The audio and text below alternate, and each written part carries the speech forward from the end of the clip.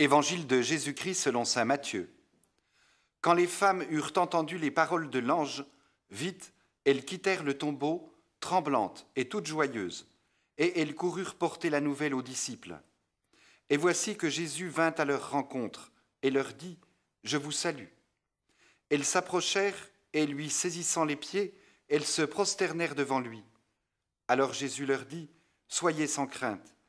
Allez annoncer à mes frères qu'ils doivent se rendre en Galilée.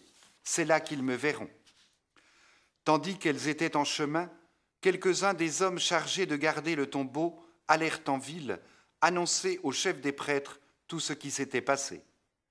Ceux-ci, après s'être réunis avec les anciens et avoir tenu conseil, donnèrent aux soldats une forte somme en leur disant « Voilà ce que vous raconterez.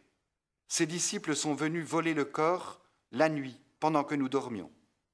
Et si tout cela vient aux oreilles du gouverneur, nous lui expliquerons la chose et nous vous éviterons tout ennui. » Les soldats prirent l'argent et suivirent la leçon. Et cette explication s'est propagée chez les Juifs jusqu'à ce jour. La foi en la résurrection rencontre bien des difficultés et des oppositions dans notre monde contemporain. Sans doute parce que la résurrection de Jésus est un événement unique. Elle n'offre aucun point de comparaison et, à ce titre, elle apparaît comme bien étrange. Les sondages montrent d'ailleurs que même parmi ceux qui se déclarent chrétiens, un nombre non négligeable doute de la résurrection. Ces doutes et ces incertitudes ne datent pas d'aujourd'hui.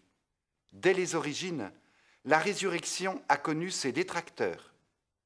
L'Évangile d'aujourd'hui rapporte une explication qui s'est propagée chez les Juifs jusqu'à aujourd'hui. On aurait volé le corps de Jésus. Ce que je trouve remarquable dans cette page d'Évangile, c'est que Matthieu ne cherche pas à répondre à l'objection. Il la signale, il en rend compte, mais il n'en donne pas une réfutation. Pour quelle raison ? Simplement parce qu'il raconte la visite des femmes au tombeau, puis l'apparition de Jésus ressuscité. Voulez-vous que nous en tirions une leçon pour nous ? La résurrection ne s'impose pas à nous comme un acte extraordinaire qui viendrait forcer notre adhésion ou confondre les incrédules. La résurrection s'éprouve dans la rencontre du ressuscité. Elle révèle à ceux qui veulent bien l'accueillir la bonne nouvelle du salut de Dieu. Elle ne se transmet pas comme un prodige qui s'imposerait ou comme un argument qui contraindrait notre liberté. Elle se transmet et se reçoit comme un témoignage de foi. Elle est illumination de Dieu dans les cœurs qui veulent bien s'ouvrir à lui.